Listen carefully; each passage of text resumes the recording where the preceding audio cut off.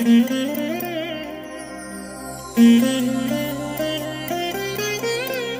దినం పరము నుండి దిగివచ్చు మాట, ఇది నీ జీవితానికి వెలుగుల బాట, నీ ఒడిలో ఉంచబడిన దీవెనల మూట, అద్భుతాల ఆనంద ఊట. అక్టోబర్ 3 సంవత్సరమంతా మీరు బైబిల్ చదివి ముగించడానికి ఈరోజు మీరు చదవలసిన లేఖన భాగం ఉదయం యెషయా గ్రంథం 17, 18 మరియు 19 అధ్యాయములు, సాయంత్రం ఎఫెసీ పత్రిక 5వ అధ్యాయము 17 నుండి 33వ వచనం వరకు. క్రీస్తునందు నాకు అత్యంత ప్రియమైన దేవుని బిడ్డలారా, ఈ ఉదయకాల సమయంలో పరలోకం నుండి దిగొస్తున్న దేవుని మంచు మీ మీద సమృద్ధిగా కుమ్మరించబడునుగాక. ప్రియ దేవుని బిడ్డలారా, ఎలా ఉన్నారు?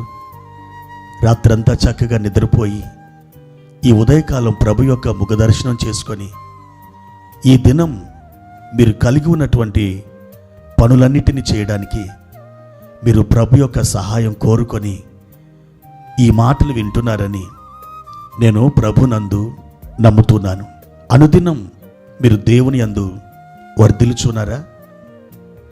దేవుని యొక్క స్వరాన్ని మీరు వింటున్నారా? మన దేవుడు జీవము గల దేవుడు. జీవము గల దేవుడైతే ఆయన తప్పకుండా మాట్లాడాలి కదా. అవును, దేవుడు మాట్లాడతాడు. ఆయన మాట్లాడటానికి ఇష్టపడుతున్నాడు. బైబిల్ గ్రంథం చెప్తుంది ఆయన మాట్లాడే దేవుడని.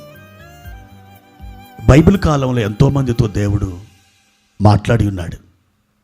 ఈరోజు కూడా ఆయన మీతో మాట్లాడగోరుచున్నాడు. ప్రియ దేవుని బిడ్డలారా, ఎల్లప్పుడూ మీరు ఆయన స్వరాన్ని విని మీరు ప్రతి కార్యక్రమాన్ని నిర్వహించండి.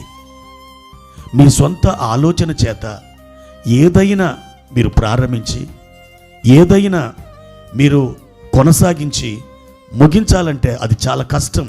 ఎందుకనంటే మన సొంత ఆలోచన ఎప్పుడు కూడా మనకు ఎదురు తన్నుతుంది. దేవుని ఆలోచన ప్రకారం మీరు ముందుకు సాగి వెళ్ళండి.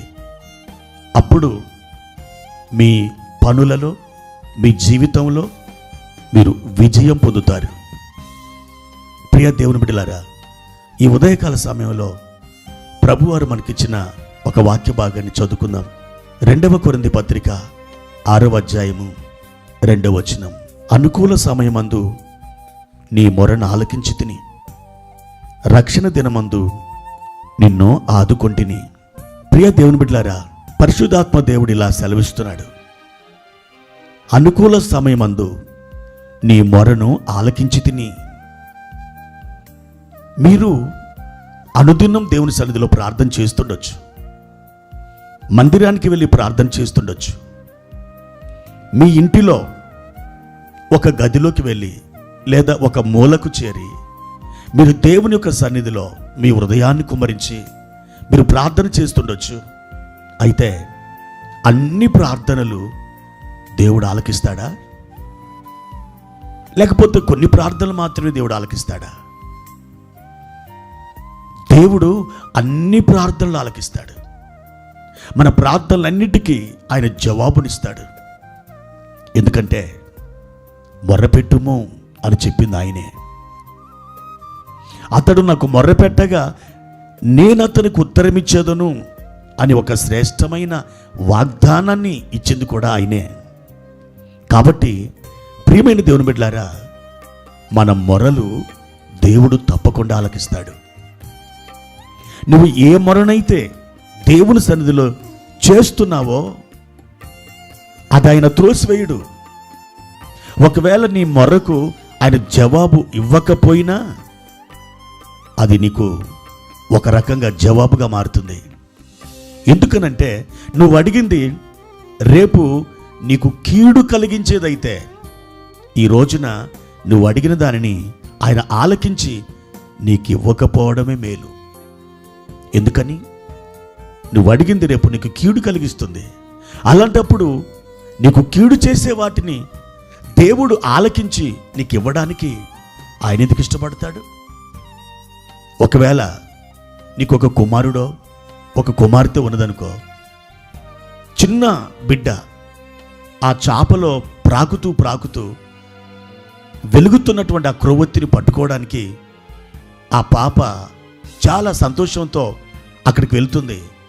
అదే సమయంలో నీ పాపని నువ్వు చూసావు, ఏం చేస్తావు? ఆ క్రొవ్వొత్తిని పట్టుకోనివులే అనుకుంటావా? కాదు. వెంటనే ఆ బిడ్డని ఆ క్రొవ్వొత్తి యొక్క ప్రమాదం నుండి తప్పించడానికి పరిగెత్తుకుంటూ వచ్చి ఆ బిడ్డని ఎత్తుకుంటావు, ఆ ప్రమాదం నుండి తప్పిస్తావు.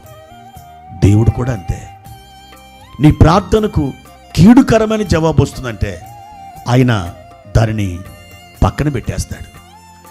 దేవునికి మేలు కలిగించేది, నీకు ఆశీర్వాదాన్ని ఇచ్చేది, నీ తోటి వారికి దీవెనలు ధారాళంగా అనుగ్రహించేది ఏ మనవైతే ఉంటుందో, ఏ ప్రార్థన అయితే ఉంటుందో దానిని దేవుడు ఆలకిస్తాడు. అనుకూల సమయమందు నీ మొరను ఆలకించి ఆయన నీకు ఉత్తరం ఇస్తాడు. అయితే కొన్నిసార్లు దేవునికి ఇష్టానుసారమైన ప్రార్థనలు కూడా ఆలస్యం అవుతాయి. ఇంతగా దేవుడు ఆలస్యం చేశాడు కాబట్టి నా ప్రార్థన దేవుడు వినలేదు, త్రోసివేశాడు అని మీరు భావించిన అవసరం లేదు. ఎందుకంటే మీకు మంచిదాన్ని కాదు, శ్రేష్టమైన దాన్ని ఇవ్వడానికి కొన్నిసార్లు ఆయన ఆలస్యం చేస్తాడు. ఆలస్యాలు అలక్ష్యాలు కాదు, ఆలస్యాలు కొన్నిసార్లు నీకు అమృతాలు. కాబట్టి దేవుని బిడ్డ, ప్రార్థించు, ఎడతెగక ప్రార్థించు. దేవుని సన్నిధిలో విశ్వాసంతో సాగి వెళ్ళు. ఒక అధికమైన కృప నీవు పొందుకోబోతున్నావు. ప్రార్థన. ప్రియమైన తండ్రి, ఈరోజు ఉదయకాలం మీరు మాతో ఎంతో తేటగా మాట్లాడుచున్నారు. మా ప్రార్థనలు మీరు త్రోసివేయలేదు నాయన, మా ప్రార్థనలు మీరు ఆలకిస్తున్నారు. చాలాసార్లు మా ప్రార్థనలు ఆలకించబడడం లేదని, అనేక మార్లు మా ప్రార్థనలు నువ్వు త్రోసివేసినావని, అనేక మార్లు ప్రభువా మాకింకా జవాబు ఎందుకు రావట్లేదని సనుక్కున్నాము నాయన. మా తండ్రి, మమ్మల్ని క్షమించి శ్రేష్టమైన మీ జవాబును మా ఒడిలో కుమరించమని, మా ప్రియులను అంతకంతకు ఆదరించి వర్ధల చేసి శ్రేష్టమైన జవాబులతో వారిని తృప్తిపరచమని యేసుక్రీస్తు నామంలో ఈ ప్రార్థన అడుగుచున్నాను తండ్రి. ఆమెన్.